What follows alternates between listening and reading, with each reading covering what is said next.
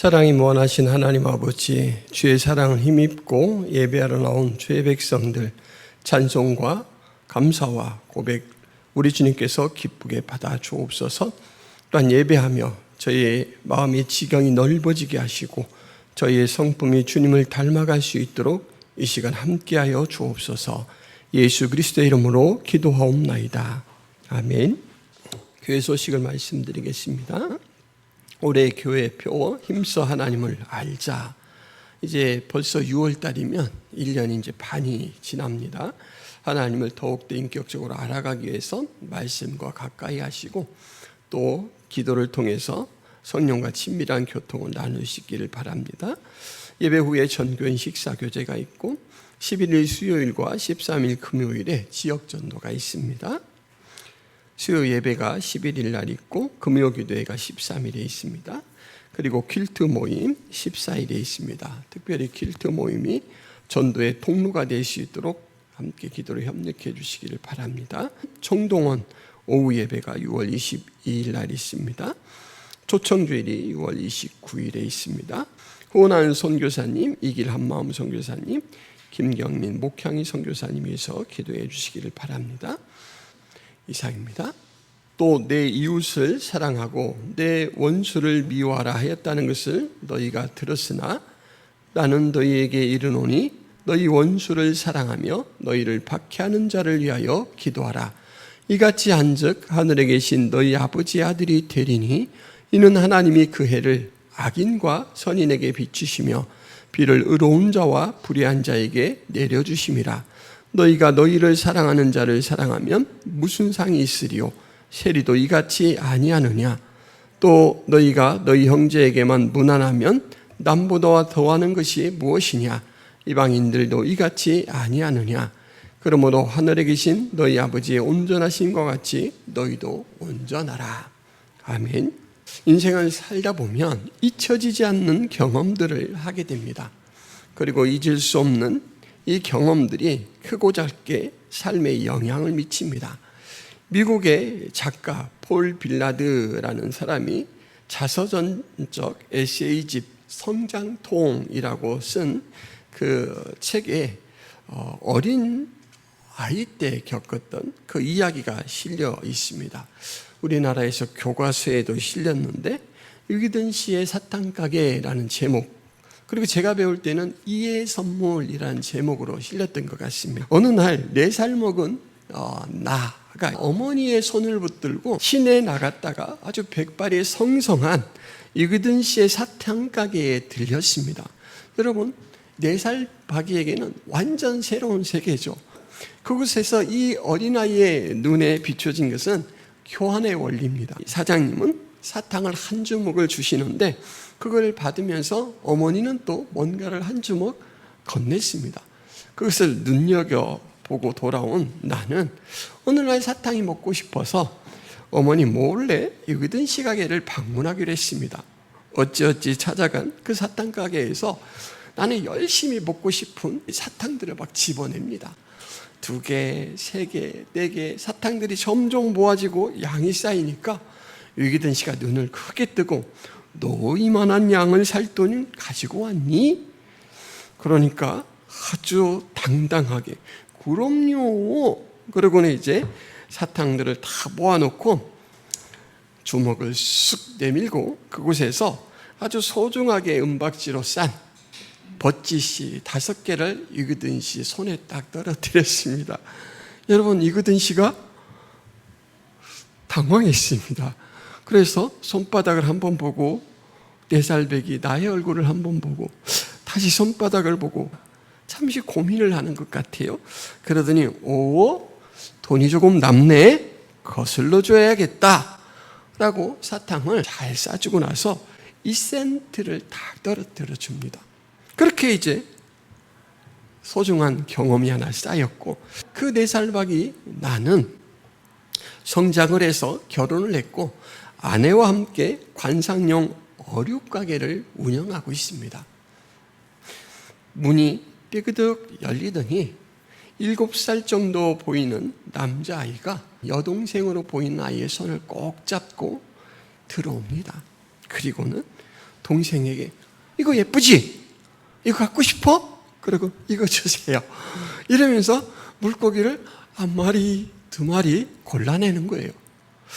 근데 어른인 제 눈에 볼 때 이게 상당히 비싼데 7살 바기가 지출할 만한 이 돈이 아닌데, 가격이 아닌데, 그래서 저도 의심이 생겼습니다.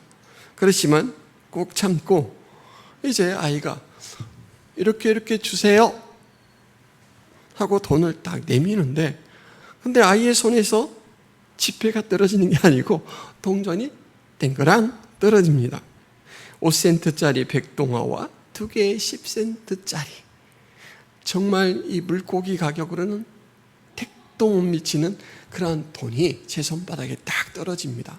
순간 나는 지금 내 눈앞에 있는 7살 바기를 눈으로 보면서 그 유기든 씨의 가게로 순간 이동을 해요.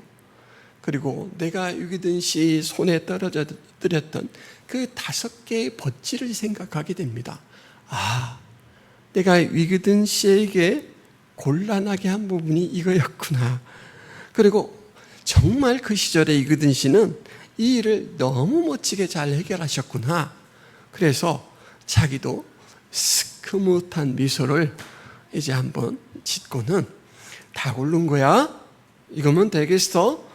하고 예쁘게 이제 투명한 봉지에 물고기를 담아서 이렇게 바람을 빵빵하게 해서 다 들려주었습니다. 그 광경을 아내가 다 지켜보았어요. 그리고는 아이가 나가자마자 아내가 쪼르르 달려와서 여보, 물고기를 얼마치 줬는지 알긴 하세요? 그러니까 알죠. 30달러 정도치 되는 것 같아요. 아니 어쩌자고요? 설명해 보세요. 내가 과거에 그 위기든 씨가게의 그 경험을 이야기를 해줬습니다. 차근차근 이야기를 해주고 어느덧 내 이야기가 끝났을 때쯤 아내의 눈가는 눈물이 촉촉하게 배어 있었습니다. 여러분 참 이런 기억이 있다면 얼마나 따뜻합니까? 그리고 사람은 항상 좋은 기억, 감동이 되었던 일은 인상 깊이 간직했다가 그런 기회가 됐을 때 모방하려고 하죠. 선한 행동을 모방하는 사람은 모방하는 사람과 같이 됩니다. 그리고 모방하기 전에는 결코 알 수 없었던 앞서간 그 선구자의 마음을 헤아리게 되죠. 오늘 우리는 바로 이 모방을 통해서 하나님을 깊이 알아가도록 안내하시는 예수님의 이야기를 듣습니다. 서기관과 바리새인보다 나은 5 시리즈로 이렇게 말씀을 이제 구체적으로 대상을 삼아서 설명을 해 주신다라고 했는데, 오늘은 별책그룹과 같은 그 이야기의 마지막 내용입니다. 이 마지막 주제는 바로 사랑입니다. 먼저 잘못된 인식부터 지적을 하십니다. 그 첫 말씀을 이렇게 열어가죠. 내 이웃을 사랑하고 내 원수를 미워하라 하였다는 것을 너희가 들었다. 성경에는 이웃을 사랑하라 라는 말씀이 분명하게 나옵니다. 그런데 원수를 미워하라 라는 말은 눈을 씻고 찾아봐도 안 나옵니다. 그러니까 원수를 미워하라 라는 내용은 하나님의 뜻이 아니라 사람의 뜻이 첨가된 것입니다. 그리고 마치 성경의 권위가 있는 것처럼 그렇게 성경의 권위를 빌려서 사람들에게 이렇게 후대에 계속 전달되고 가르쳐진 것이죠. 하나님이 의도하시지 않은 원칙이 어느 순간 은근살짝 성경처럼 다뤄지고 있는 이 실태를 지적하신 예수님께서 그렇게 내용을 말씀하시고는 이것을 이렇게 바로잡아 주셨습니다. 너희 원수를 사랑하며 너희를 박해하는 자를 위하여 기도하라. 여러분 눈을 감고 원수를 한번 떠올려 보세요. 그러면 여러분 원수가 금방 떠오르겠습니까? 어떻습니까? 보통 한 명쯤은 있죠.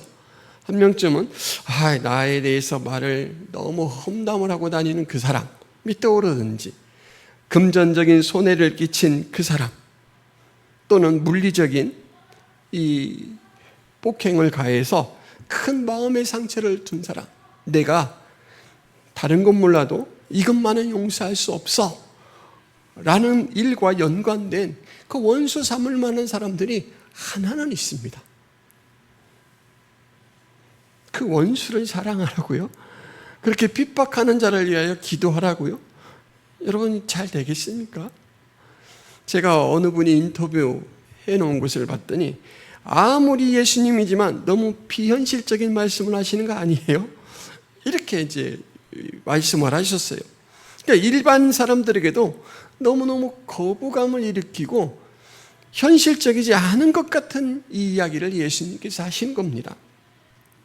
여러분, 세상에는 반발력이라는 것이 있습니다. 이렇게 가해져 오는 힘만큼 튕겨내려고 하는 그 힘, 역작용이라고 할 수가 있죠. 이게 반발력입니다. 자연 속에서 이 반발력을 살펴보자면, 여러분, 우리 그 지구가 지각판으로 되어 있는 거 아시죠? 그래서 서로 막 밀고 밀리고 한다는 거 아시죠? 밀린 판이 점점 응축되어서 힘이 강해지면 지진이 일어날 때 그 강도가 훨씬 세진다라는 거 뉴스나 이 프로그램들을 통해서 많이 보았을 것입니다. 화산도 마찬가지입니다. 이 마그마의 에너지가 제때 발산되지 않으면 그것이 계속 축적되었다가 어느 날 엄청난 폭발력으로 폭발을 합니다. 반발력은 이 관계 속에서도 존재합니다. 부정적인 자극을 계속 받게 되면 가능하면 회피하려고 자꾸 이제 피할 구멍을 찾다가 피할 수 없으면 적극적으로 공격하는 방법으로 자기 방어를 하는 것, 이것이 동물적인 특징이죠. 그러므로 여러분, 원수를 사랑하라, 핍박하는 자를 위하여 기도하라, 이것은 이치에 반하는 것이고 정서를 거스리는 요구처럼 보입니다. 우리 신앙인에게도 그야말로 미션 임파서블, 불가능한 임무처럼 느껴집니다. 그런데 여러분, 원수의 실체를 한번 따져보도록 하겠습니다. 여러분이 원수처럼 생각하는 그 사람 누구입니까? 자, 이제 그 사람과 원수가 된 이유가 무엇입니까? 막대한 금전적 손실을 입힌 어떤 사건 때문에, 그리고 찬란 채에서 늘 좀 무례하게 굴어서 우리 가족을 업신여겨서 여러 가지 이유죠. 그런데 여러분, 그 일들 때문에 원수라는 이 굴레를 씌운 것은 납니다. 엄연한 나예요. 그러니까 원수를 누가 만들었습니까? 내가 만들었습니다. 제가 만들었어요. 원수를 만들면 편합니다. 왜냐하면 원수로 딱 정하고 나면 구별을 할 수가 있습니다. 그리고는 이 사람은 다시는 보지 말아야 되겠다. 의도적으로 무시하고 피하는 사람이 됩니다. 그래서 때로는 이 미워하고 싶은 대상을 원수로 간주하고 미움을 정당화시킵니다. 어떤 사람은요, 원수 같은 그 사람, 저 사람만 없으면 내가 참 교회를 재밌게 나올 것 같아. 그러고 살았어요. 근데 어느 날 그분이 뭘 이사를 가서 사라졌어요. 여러분, 그러면 이분의 신앙이 쑥쑥 자랄까요? 근데 그분을 잘 아는 사람들이 이렇게 지켜보면 또 다른 원수가 태어납니다. 남은 무리 중에서 또 다른 원수가 태어나요. 그러니까 이 사람의 성향은 늘 흑과 백을 나눠요. 그래서 나에게 잘해주는 사람은 백, 나에게 조금 서운한 사람은 흑, 흑 중에서도 얼마만큼 깜깜한 흑인지가 1, 2, 3, 4로 나눠져요. 그래서 나는 늘 원수가 있어요. 원수가 떠나가도 다시 원수가 생겨요. 그러니까 원수를 만든다, 원수가 늘 존재한다라는 것은 어떻게 보면 상대방의 문제가 아니고 나의 문제일 수도 있습니다. 성경적 원리를 보자면 여러분, 그리스도 안에 있는 사람에게 더 이상 사람은 원수가 될 수 없습니다. 에베소서 2장 말씀에 또 십자가로 이들을 한 몸으로 하나님과 화목하게 하려 하심이라, 원수된 것을 십자가로 소멸하시고 또 오셔서 먼 데 있는 너에게 평안을 전하시고 가까운 데 있는 자들에게 평안을 전하셨으니, 그리고 나서 하는 말이 둘이 한 성령 안에서 아버지께 나아감을 얻게 하려고 이 원수된 관계를 예수님께서 화목으로 다 메우셨다, 해결하셨다, 이렇게 말합니다. 그러므로 그리스도인에게 사람이 원수다, 이것은 아직 이 그리스도인의 참된 이치를 깨닫지 못한 거예요. 여러분, 그리스도인에게 원수가 있습니까? 없습니까? 원수가 있습니까? 없습니까? 있습니다. 그리스도인에게 원수는 딱 한 대상입니다. 사탄입니다.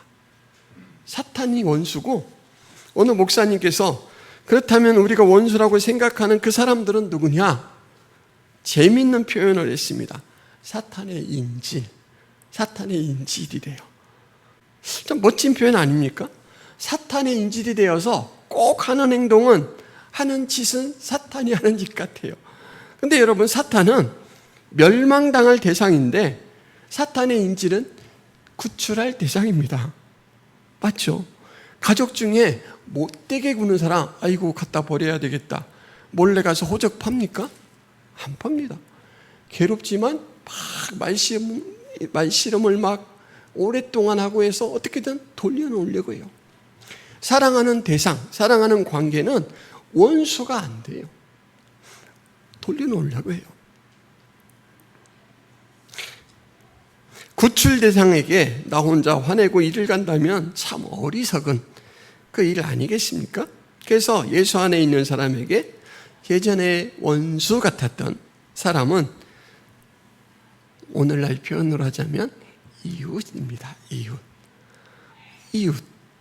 아우, 내가 라면 2봉지만 생겨도 불러서 함께 먹고 싶은 그 친구가 내 이웃인데 어떻게 원수가 그 친구랑 같아요?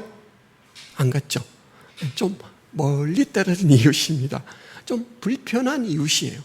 근데 분명한 것은 이웃입니다. 왜냐하면 그를 위해서도 예수님께서 돌아가셨어요. 나도 원수였고 그도 원수였는데 나는 내가 원수였던 것을 일찍 깨달았습니다. 그리고 그 예수님의 사랑과 희생이 원수를 화목하게 하신 은혜가 내게 미쳤다라는 것을 저는 이미 깨닫고 예수 안에 든 그 처지고, 아직 사탄의 인질된 저 사람은 예수 밖에서 그 짓을 하고 있을 뿐이에요. 그런데 멸망당하면 안 될 존재입니다. 그러니까 여러분, 이제 여러분들 머릿속에 아까 떠올렸던 그 사람 이름 석자를 지우고 원수를 지우고 이웃으로 기록해야 됩니다. 이웃. 불편한 이웃, 좀 멀리 있는 이웃, 까칠한 이웃.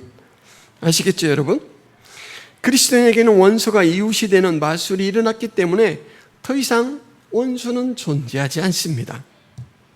그러면 원수를 미워하지 말랬으니까 그럼 악에 대해서, 우리 주변에 일어나는 악에 대해서 무관심하게 살아란 말입니까? 무기력하게 살아란 말입니까? 아닙니다. 여러분, 로마서 12장 21절 말씀, 악에게 지지 말고 선으로 악을 이기라.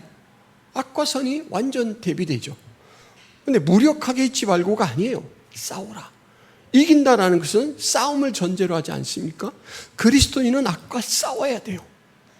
그런데 사탄에 인질되어서 그 사탄의 행색으로 하는 그 대상, 그 존재와 싸울 게 아니고 그의 악한 행동, 행실과 싸워야 되는 거죠. 그리고 그 영혼은, 그 사람은, 그 인격은 거기에서 풀려나올 수 있도록 우리가 도와야 됩니다. 돕는 방법이 여러 가지 있죠. 여러분, 대장간에서 이 쇠를 가지고 연장을 만드는 장면 혹시 보셨나요? 두 사람이 쇠를 꺼내서 막 두드립니다. 한 사람은 아주 큰 망치로 꽁꽁 때리고 한 사람은 작은 망치로 팅팅 때리죠. 근데 여러분, 그렇게 때리다 보면 쇠가 내가 원했던 모양으로 호미도 되고 괭이도 되고 칼날도 되죠. 근데 그 쇠를 무작정 때린다고 그렇게 변하지 않습니다. 그냥 쇠를 무작정 때리면 쇠가 깨져요. 아니면 부러집니다. 형상이 안 갖춰져요. 여러분, 그 쇠를 두드리기 전에 어떤 작업을 먼저 하죠? 뜨거운 도가니에 넣고 오랫동안 열 가운데 노출을 시켜줍니다. 그러면 쇠가 물러지죠. 그때 때려서 형상을 잡습니다. 사람을 고치려면, 여러분, 사람을 고치려면 마치 쇠의 열을 가하는 것처럼, 열에 노출시키는 것처럼 그 인격에 뭔가를 해야 돼요. 뭐를 하면 사람이 변할 수 있을까요? 당신 그렇게 하면 가지고 있는 것 다 빼앗길 거야? 이렇게 위협을 할까요? 그럼 방어를 할 겁니다. 원수를 사랑하라, 참 어려운 주제예요. 어려운 주제인데 이 사랑이라는 말을 잠깐 전환시켜서 우리 일상생활에 친숙한 단어로 바꾸면 이 사랑이라는 개념이 그렇게 어렵지 않습니다, 여러분. 나에게 잘못한 사람에게는 용서가 사랑입니다. 그리고 무례한 사람에게는 저 사람은 제대로 배우지 못했구나, 좀 이해하려는 태도를 가지고 관대하게 대하는 것, 이것이 사랑입니다. 까칠한 사람에게는 같은 까칠함으로 반응하지 않고 친절하게 대하는 것, 이게 사랑입니다. 인격은 이런 곳에 노출될 때 변합니다. 친절함을 받을 때, 용서를 받을 때, 이해를 받을 때 변합니다. 식물을 자라게 하고 생명력 있게 만드는 자연에 있는 중요한 세 가지 요소가 있습니다. 햇볕과 바람과 물입니다. 이 조건이 잘 갖춰지면 식물이 무럭무럭 자랍니다. 감자를 길러보면 참 재미있습니다. 보통 감자를 봄에 싹을 틔워서 15cm 정도 이 흙 속에 묻습니다.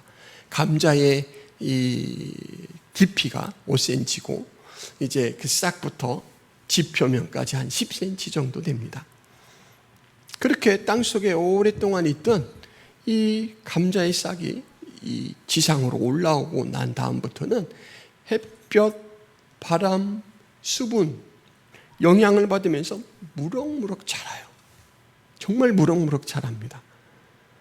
근데 제가 최근 한 사실이 있는데 봄 감자와 가을 감자를 심는 것은 아주 그냥 현격한 차이가 있습니다. 여러분, 가을 감자와 봄 감자의 가장 큰 이 심는 조건의 차이는 뭐냐면, 가을 감자는 8월 말에 심거든요. 어떻습니까? 두 가지 봄 감자와 다른 조건이 있는데, 첫째는 높은 온도입니다. 감자는 좀 서늘하는 걸 좋아해요. 높은 온도예요. 그리고 7월부터 시작됐던 장마가 끝나잖아요. 그래서 늦장마가 있으면 8월까지 지속됩니다. 그래서 습도가 엄청 높습니다. 감자를 땅속에 좀 오랫동안 두면은 감자가 부패해서 싹을 틔우지 못해요.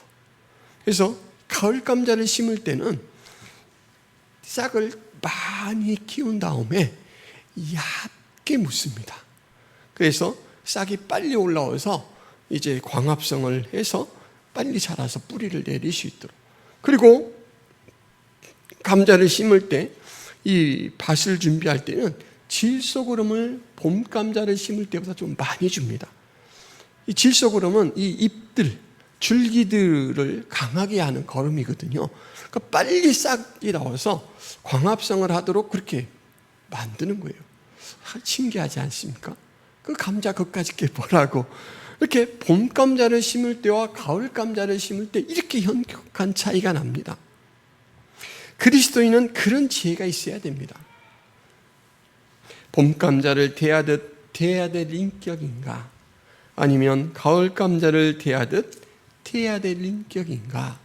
이것을 잘 파악하고 적절하게, 때로는 이해하는 모습으로, 때로는 친절, 때로는 용서하는 모습으로 물을 주고, 때로는 그것이 바람처럼 작용을 할 때 그 인격이 변합니다. 그래야 비로소 원수가 지워지고 참다운 이웃이 됩니다. 원수를 이웃 만드는 일은 참 값지고 보람된 일인데 쉽지는 않죠, 여러분. 예수님께서는 이 일을 하는 아주 중요한 비결 하나를 제시를 하셨는데, 기도입니다. 기도. 너희를 박해하는 자를 위하여 기도하라. 원수를 위하여 기도해 보셨습니까? 보기도 싫은데 뭔 기도예요. 그죠? 근데 기도는 참 신기합니다. 기도는요, 하면 할수록 새 대상의 변화를 일으킵니다. 먼저는 기도하는 나 자신이 변해요. 원수의 이름을 막 하나님 앞에 아뢰면서, 하나님, 제가 떠나든 저 사람이 떠나든 하여간 해야 될 것 같아요. 안 그러면 제가 말라 죽습니다. 이렇게 시작한 기도가, 하나님, 저분이 왜 저렇게 됐을까요?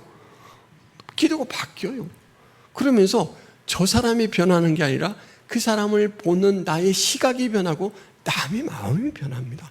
그래서 기도는 많은 경우 먼저 나를 변화시켜요. 그래서 예전에는 못 보겠어. 그런데 참을만 해줘요. 그리고 이제 관심이 기울여져요. 잘난치 않네 또 이랬던 게, 아이고 저분이 자기 표현 방법이구나, 이렇게 이해가 돼요. 그리고 상대방도 변합니다. 놀라워요. 왜 상대방이 변할까요?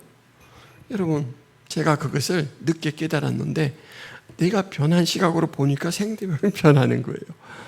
그렇잖아요. 옛날에는 저도 모르게 이렇게 눈꼬리가 올라가고 눈 아래 힘이 딱 주어지고 이렇게 바라봤는데, 어느 순간 반달로 이렇게 바라봐요. 그럼 그 사람이 웬일이지? 시비 거는 모습이 아닌데? 이러면서 이제 자기도 변하는 거예요. 그리고 마지막으로 기도는 상황을 변화시킵니다. 상황을 변화시켜요. 그래서 여러분, 기도는 그리스도인에게 가장 좋은 무기입니다.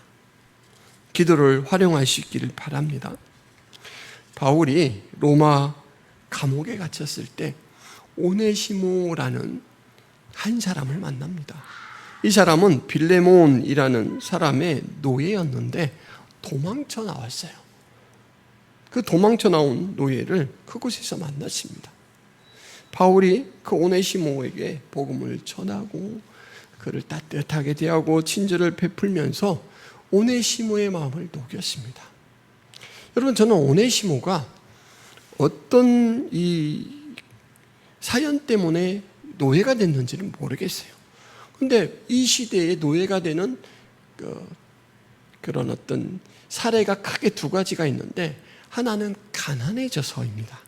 가난해졌을 경우 가족 전체를 살리기 위해서 이제 한 사람을 팔기도 했었습니다.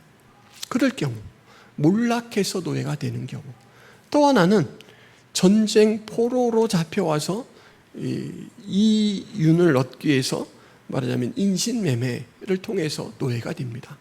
그러니까 오네시모는 빌레몬에게서 도망쳐 나왔기 때문에 빌레몬에게 큰 손해를 끼쳤지만 자기 자신이 억울할 수도 있어요. 아니, 내가 노예로 태어났어? 내가 노예로 살라고 지금 여기까지 온 거야? 이럴 수 있습니다. 근데 바울은 그 오네시모의 신분 처지를 그리스도인의 시각으로 바라볼 수 있도록 잘 복음을 전하고 오네시모에게 빌레몬에게 돌아가요. 빌레몬에게 용서를 받고 이해를 받고 당신 새로운 삶을 사십시오. 제가 빌레몬에게 편지를 써서 당신을 돕겠습니다. 바울이 이런 역할을 했습니다.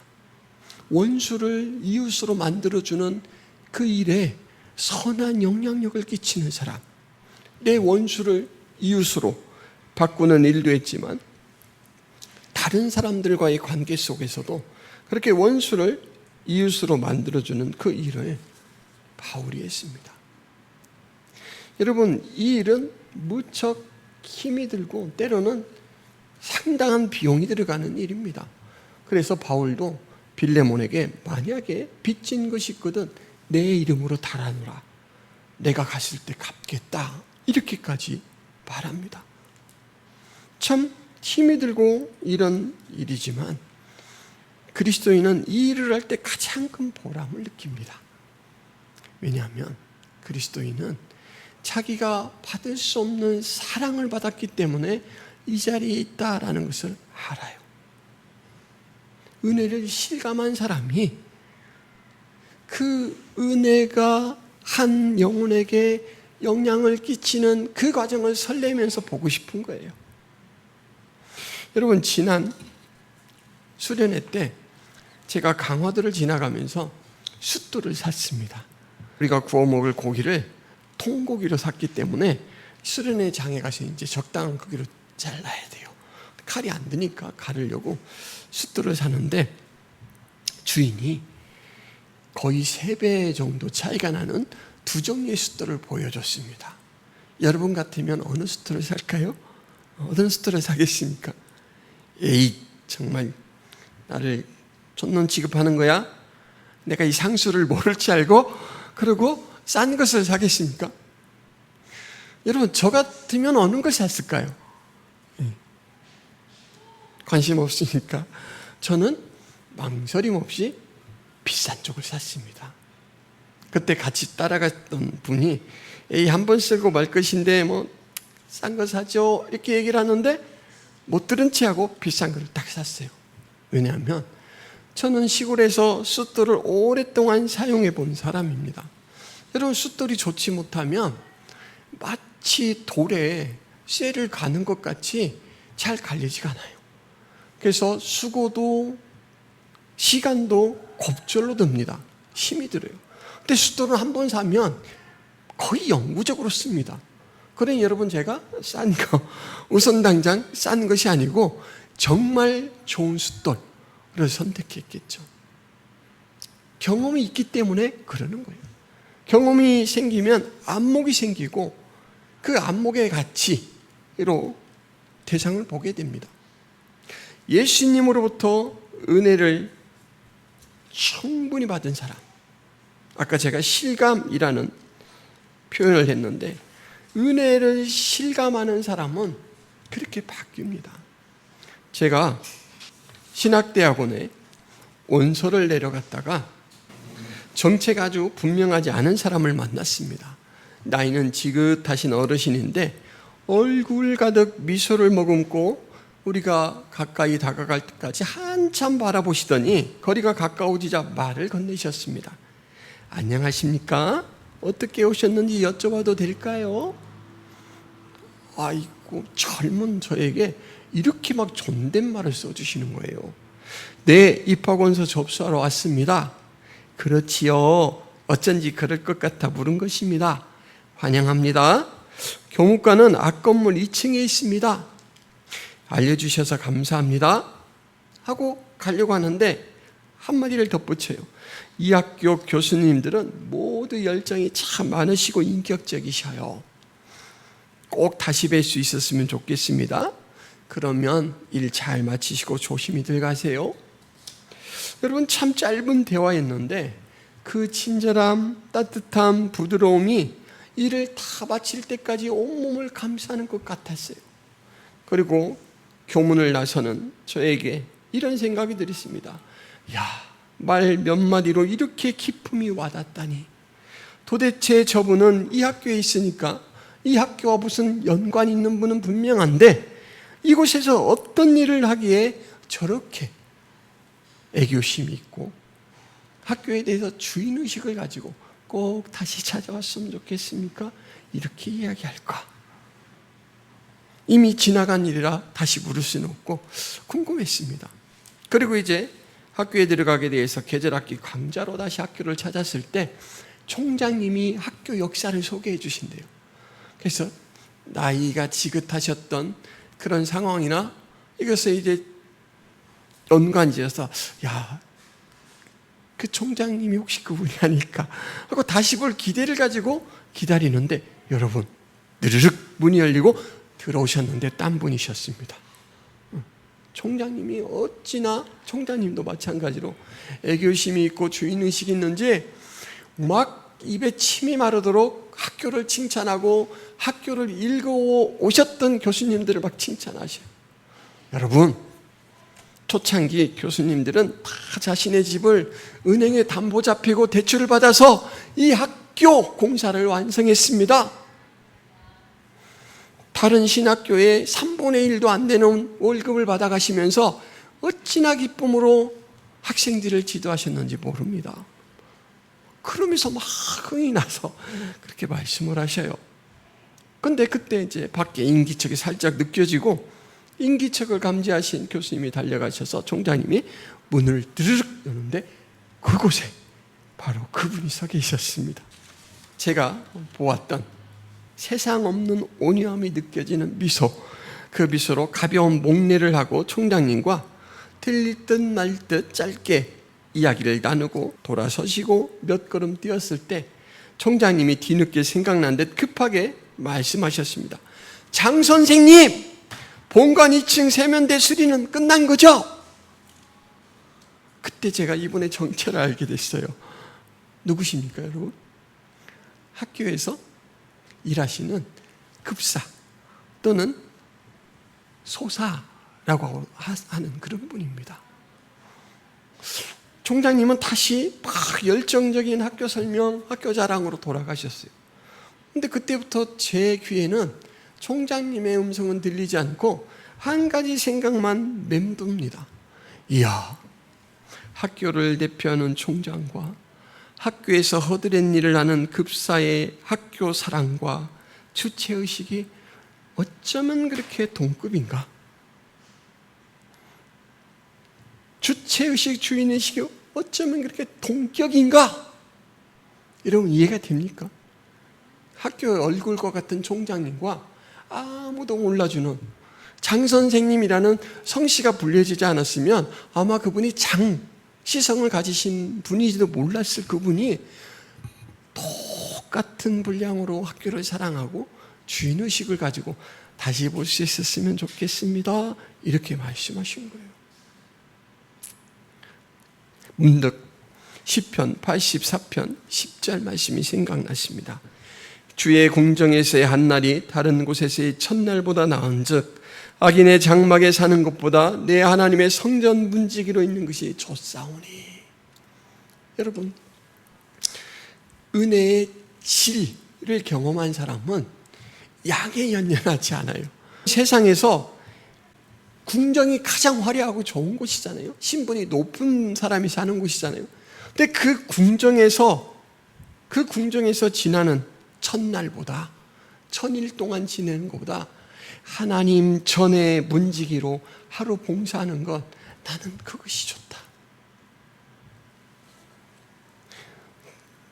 총장과 동급의 자긍심, 애교심을 가지신 이 허드렛 일을 하는 이분, 저는 총장님만큼 하나님의 은혜를 깊이 경험한 사람이라고 생각합니다. 은혜가 실감, 늘 살아있는 분이에요. 여러분, 노자가 도덕경에 이런 말을 했습니다. 하인에게 주인의식을 가지라고 강요하지 말라.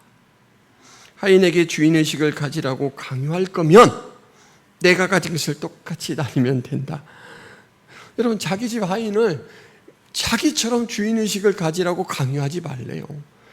하인이 주인의식을 갖게 하려면 내 권리, 내 소유를 똑같이 향유하도록 그렇게 하래요. 그러면 자동적으로 주인의식을 갖게 된다는 거예요.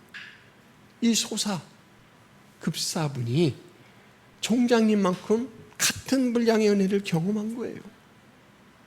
그리고 실질적으로도 그런 대우를 받으시더라고요. 총장님이 그 소사분이 떠나가시고 나서 저에게 뭐라고 했냐면, 우리 학교에서 호봉이 제일 높은 분이에요. 월급도 아마 저보다 많을걸요. 와, 총장보다 급사의 이 월급이 많은 학교가 있대요, 여러분. 가고 싶지 않습니까? 그래서 저는 신학교가 멋진 곳이구나, 그런 생각도 했습니다. 말씀을 정리하겠습니다. 예수님은 이웃을 사랑하고 원수를 미워하라 라는 하나님의 뜻으로 알고 있는 그 내용 잘못된 것이다. 원수를 사랑하고 핍박하는 자를 위해 기도하라. 너희에게 더 이상 예수의 사랑을 받은 자에게는 인간 원수는 없는 것이다. 다 이웃이다. 재조정하라 라고 말씀을 하시는데, 그거 억지로 안 된다. 그 능력으로 살기 위해서는 기도하라. 기도의 힘을 빌려서 너부터 너의 시각을 변화시키고 능력을 공급받고 그 가운데 이루어지는 놀라운 일을 네가 경험하라 라고 말합니다. 그리고 이제 전체 말씀을 통해서 억지로 되는 것 아니고 은혜를 경험한 사람이 자연스럽게 하게 되는 일이다 라고 말씀을 드렸습니다. 마지막으로 한마디만 덧붙이자면, 예수님은 그렇게 원수를 이웃으로 생각하고 악을 선으로 이기는 그 행동은 바로 하나님을 모방하는 삶이라고 정의하십니다. 하나님이 햇볕을 악인과 선인에게 다 비추지 않느냐? 비를 악인과 선인에게 다 내리지 않느냐? 모방이라는 것은 그와 같은 존재가 되는 것이다 라고 했습니다. 그를 이해하게 되는 길이다 라고 했습니다. 여러분이 그렇게 원수조차 이웃을 삼아 살 때 여러분은 하나님처럼 하나님이 이 땅 가운데 하시고자 하시는 그 일을 이루는 삶을 살게 됩니다. 그리고 그 과정에서 하나님을 더 깊이 이해하게 될 겁니다. 올해 교회표가 힘써 하나님을 알자인데 그 방법 중에 하나가 이겁니다. 원수를 치우고 이웃으로 고치고, 여러분 마음속에 떠오르는 그 이름을 이제 원수의 항목에서 빼시기 바랍니다. 그리고 이웃으로 재배치하시기를 바랍니다. 기도하겠습니다. 하나님 아버지, 사랑하라, 기도하라, 무난하라, 온전하라 라는 명령을 저희가 이 짧은 말씀을 통해서 봅니다. 하나님, 세상 이치로는 도저히 이해할 수 없는 반발력으로만 반응할 수밖에 없는 저희들을 예수 그리스도 안에 부르시고 그 능력을 공급하시고 그 시각으로 이러한 삶을 살 수 있도록 인도하여 주시는 은혜를 감사합니다. 하나님, 우리가 그런 제자가 되게 하여 주옵소서. 그 하나님을 모방하는 저희들이 되게 하여 주옵소서. 지나간 삶이, 지나간 저희의 그 흔적들이 바로 하늘나라 시민의 아름다운 삶이 되게 하여 주옵소서. 예수 그리스도의 이름으로 기도하옵나이다.